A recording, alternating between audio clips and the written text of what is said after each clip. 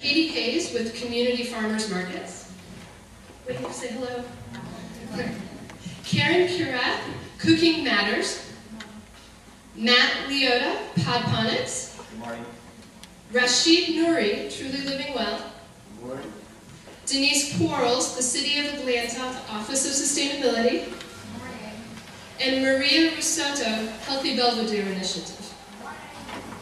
Each of these folks has an incredible story of their own dedication in the work that they're doing, and I'm going to let them tell it rather than me. So, what I'd like to do is start with the panel. Rashid, can we start with you?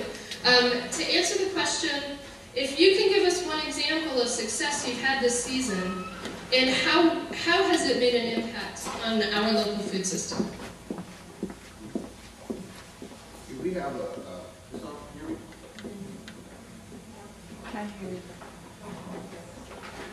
Thank you. Really a pleasure to be here. If I were to pick one example, one individual who symbolizes the work that we do, would be a brother named Fred. Fred is functionally illiterate, hadn't finished school, he's been with us. I can remember the day Fred said, wow, I got a job. He's gone on to, through our work, which is urban agriculture, Fred has gone on to get his GED, found a new apartment, he's growing food. I asked him the other day, if we got some things going on in our place that we need you to step up. Fred said, Fred is non-communicating, he doesn't talk very much.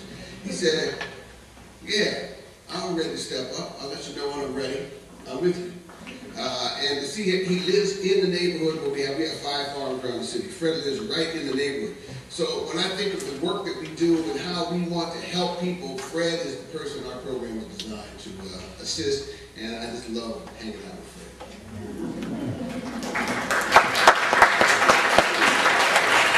going to have to ask you guys to jump up until we can get that mic working. So forgive me, but Matt with PodPonics. Good morning. I started PodPonics a little over 2 years ago with a relatively simple idea: how do we leverage technology, which is my background, to grow local food right here in Atlanta. And we were decently successful supplying a lot of the chef-driven restaurants throughout the Atlanta area, and some of those chefs are even here. Hello. But earlier this summer, we made the decision to stop supplying to restaurants. And the reason why we made that decision is because we really felt like we could make a much bigger impact than just selling a premium product to high-end consumers. We thought we could actually supply lettuce to everybody. And so earlier this summer, in partnership with Fresh Point and Sodexo, we met the executive chef of Atlanta Public Schools. And together we developed a salad mix for Atlanta Public Schools. And ultimately, we were able to deliver the ton of lettuce a week that Atlanta Public Schools utilizes in their salad bars. So from my perspective, we finally sort of hit it. We're now serving local people with salad. They don't have to be at a high-end restaurant to get it, and I think that is really a big difference that we've made. And I look forward to now expanding that to other schools and ultimately get it in everybody's hands with joy.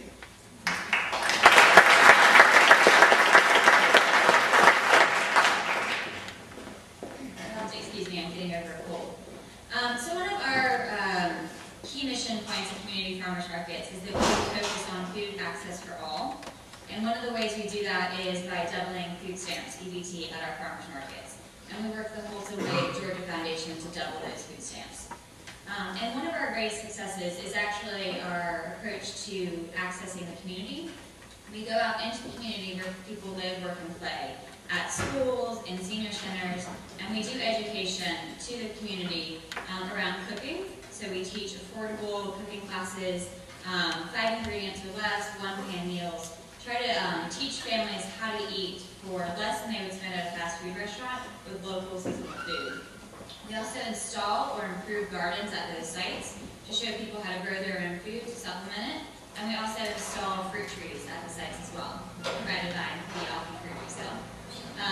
And we've seen a huge increase in our EBT average because of that. We were able to double the amount of EBT that we process at the farmers markets in just 1 year by doing the community outreach.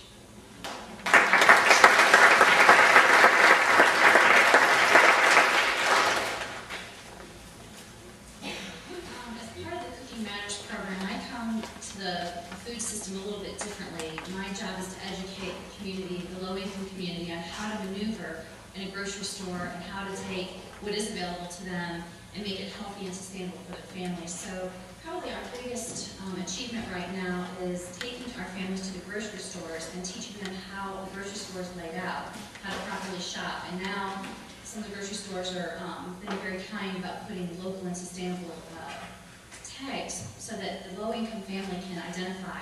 They're learning to advocate and talk to the produce department to find out what's in season, how to store it. So for us, from an education standpoint, it would be watching the community grow and understand that there are other options out there besides cans, that they can learn how to prepare and store and get their money's worth out of fresh vegetable.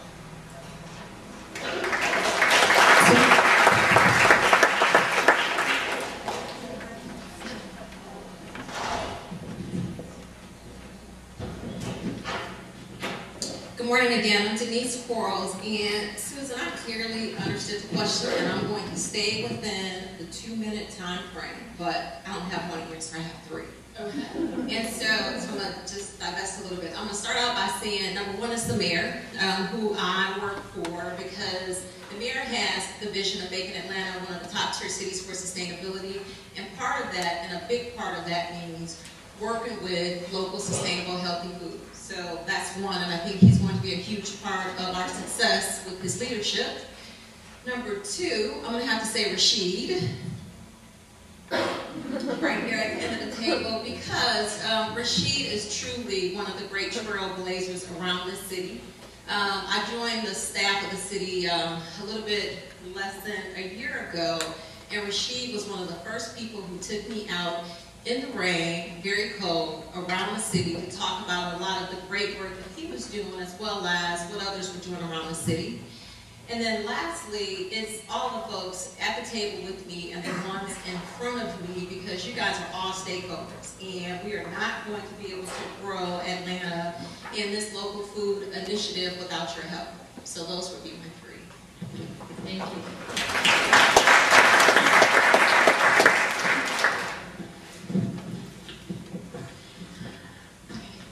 Start. At Healthy Belvedere, we have a community garden. It's in its 3rd year, and we have an intergenerational garden education program. We serve kids 6 to 14 in the program. It's small. We have adult volunteers in the community that we call garden buddies, and that's the intergenerational part, and they learn just as much as the kids. We teach them all kinds of things. This year they've built a hoop house recently in the garden. They planted their own plot. And they learn like simple, quick, healthy food preparation. They learn how to make applesauce and smoothies and things like this. And they've not been exposed to this, so it's like everything is thrilling and wow for them. And they learn about bees and insects and stuff. And you watch them go in the garden, and they're scared to be touched by a leaf of anything, and they're scared of anything that flies or moves. And then after they learn learn about the different insects and stuff, they're petting bees. Petting the little bumblebees, like I show them how to pet the bees, and they're popping green beans off the vine and just crunching and transformed, and it's so neat to see. And when I talk to them at the end of the program for the last session, it's like, well, what was your favorite thing? What did you get from all this? And they're like, I get the same answer from all of them. They like the food. Like, we like the food, and they all say that they want to grow their own food. They want to grow their own food. They want to start a garden at home or be in the community garden. And it's thrilling to see that transformation and to know that these young kids are going to go home and talk about that. And so occasionally we'll get the parents to come into like the last day of the session. And they say, oh, I see now why my kids have been so excited. So it's one of the many things that we do to promote healthy eating in the community. But I think that's so important to watch the kids, like their whole consciousness change about food. They get turned on to what's healthy, and realize that, like somebody mentioned, not all food comes from a can. That we give them snacks that are compostable and raw and fresh things. So it's like they have this entirely new experience, and they dig it. So they'll promote it at home and in the community. That was brilliant.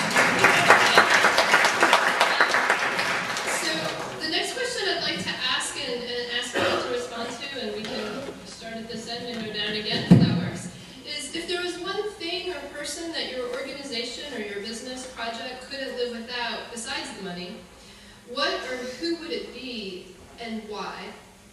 And before we go to answer that, I think we might have time for one more of my questions, so I'm just going to shout it out real quick so y'all can be thinking. Which is, if you could change, fix, or create one thing in our food system to make you more successful at what you're doing, what would it be? So, with that, I want to... Sure. If you could change, or fix, or create one thing in our food system to make you and your work more successful, what would it be? Okay. The answer to the first one is Fred. Alright. So that one, this is a quick reminder, is what is the one thing or person that your organization could not live without? Fred, where are you? Well, he's not here. Fred's working. And that's the beauty of it. Fred shows up every day, does what needs to be done. He is our constituency. He is the person that we want to reach in terms from the point of view of community building, community development.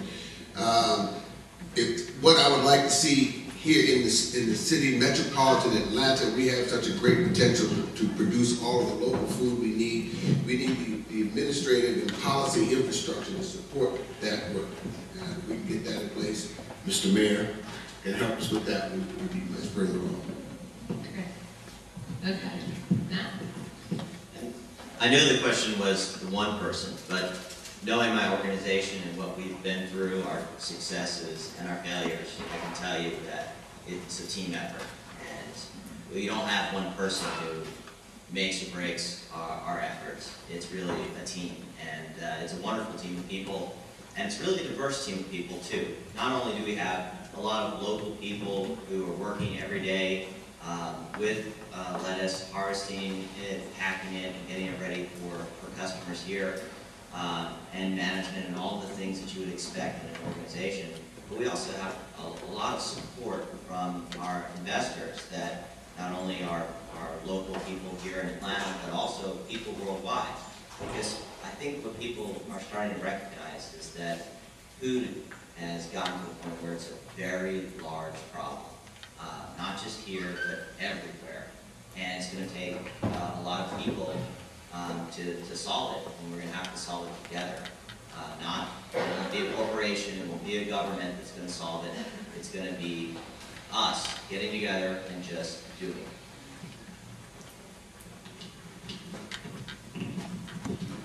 These forums we have a big group of people don't often give us the opportunity to expound upon some of these concepts. But I think the fundamental thing that needs to be changed in order to create a new food system is an understanding that good food, quality food, is a right, not a privilege. And unfortunately, in this country, when we're structured, good food is a privilege. You can buy it, you can afford it. I agree with the principle of food deserts. I don't like using that term. But I think that the real key is access to quality food. You go to some of the rich neighborhoods here in Atlanta, those folks have to drive a long way to get their food. There's no grocery stores right in the neighborhood, but they have the means to get there.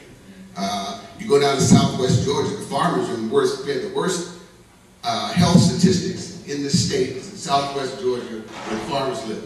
It used to be you go to a farm and you would see food, a garden, right next to the row crops. Not anymore. They got to drive 20, 30 miles to go to IGA and Piggly Wiggly to get the garbage that they sell.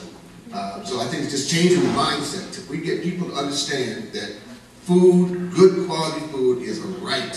It's a right for everybody, not a privilege. We go a long way. Can you speak to that?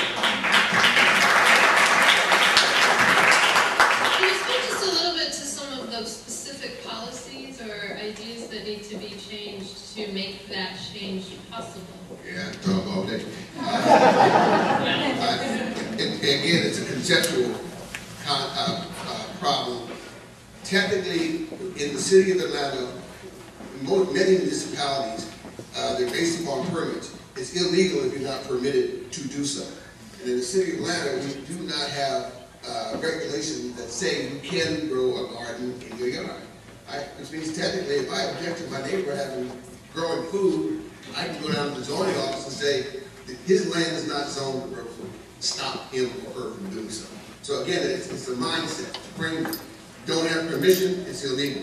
I'd like to see that script flipped so that we have support from the municipality that we want to grow food. We want to get food to as many people as possible. Here are the elements, here are the things that we're going to put in place to assist that, and that's where we get into the conversation. Matt, since you have the microphone next, I just want to ask you if you have anything from your perspective, from a different viewpoint in the food system, of things that really need to be focused on and possibly changed. Well, policy-wise, I think a lot of people look for policies to help spur innovation in the food system and make things easier for the farmers and the consumers to sort of marry their mutual interests. And I'm all for policies that help that. I also am a bit of a contrarian, and I think that, you know, from my experience thus far, you know, if the government wasn't involved at all, it would actually be easier than trying to get them more involved. You know, thus far, the hardest time we've had has been actually some of the various things that Rashid mentioned related to zoning issues, permitting. You know, one of the I'll give you a perfect example. We can't get a business license in the city of Atlanta because business license is based upon sales tax, and sales tax is not allowed to be charged for agriculture derived goods from Georgia by state law. So the state law says we can't get taxed, and the city of Atlanta can't give us a business license unless we are taxed. So it's an interesting paradox. So I mean, that's just a tiny example, and would you believe we actually had to go to court for that because we got, you know, cited for not having a business license, and then we went to court because we couldn't have a business license. It's crazy. I went to 3 different municipalities to try to pay. I've gone to 3 different municipalities to get a business license so I can pay taxes. And they said, well, what zone are you? How are we going to zone? Under what guise are we going to give you a license to come get it? Same equation, just different equation. If you have any comments on that? I do. I think that one of the barriers to food access, like Donna was saying, is not just distribution. It's not just having food present in the community. The other 2 major aspects are education and financial incentives. And so I think that we really need to work within our systems to increase those funding in those areas and access in those areas. Education in schools, primary school, getting kids working with food, growing food, and understanding where their food comes from is the #1 way of changing their eating habits. And also education for our farmers and local food entrepreneurs to be able to figure out how to get a business license and pay taxes and do value-added products. And then the financial incentives piece is also huge. To overcome the stigma that local food is more expensive, programs like the double voucher food stamps and other financial incentives that can be supported locally or federally to help people be able to afford fresh local food. I'm going to have to... And I've learned that you think global, but you act local. And the thing, we can get to a global initiative one day at a time, right? And one garden at a time. As our work continues to expand in Atlanta, and folks around the nation see what we're doing and how we're doing it, we got a lot more going on the ground in Atlanta than many, if not most other cities in this country. People don't realize it because it's not had the fanfare that you would find in places like Chicago and New York. But we're doing the work. It's just one day at a time. So we'll get there. It's just by God's grace.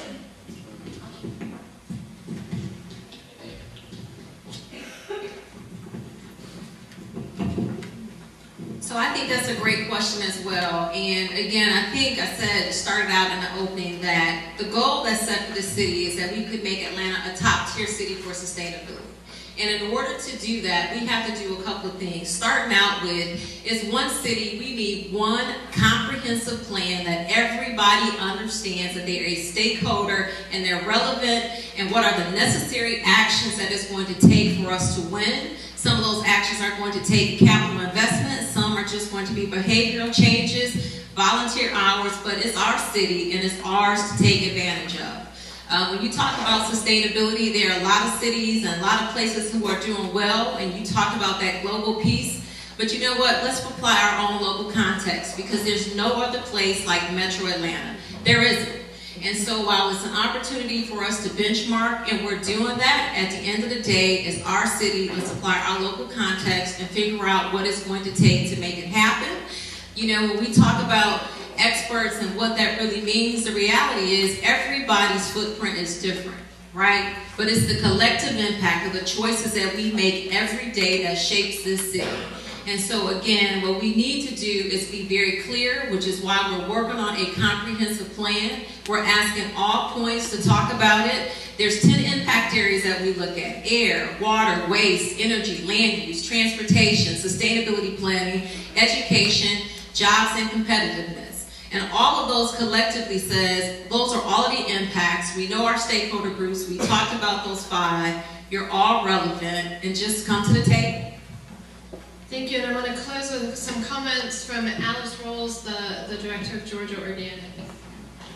Providing poignant remarks, I just wanted to add to this conversation, which is, first of all, the Atlanta Local Food Initiative created a plan about 5-6 years ago called the Plan for Atlanta's Sustainable Food Future. So that is our plan that we can at least start on in having this conversation. That's been the basis for the ALFI's work to date. I do also want to say that there is a group of people that have gotten together to start formulate an even more inclusive vision, I think, for the future, particularly around urban agriculture. And you will be invited to be part of that process. And it's going to be a pretty fast time frame, I think, in the next 5 to 6 months, where we're really going to be diving into a lot of the issues that you've brought up. So look for that in the next 6 months, and it will be something building on ALFI's plan. But do go back and look at that document, because it is a great platform for us all to move forward. Thank you.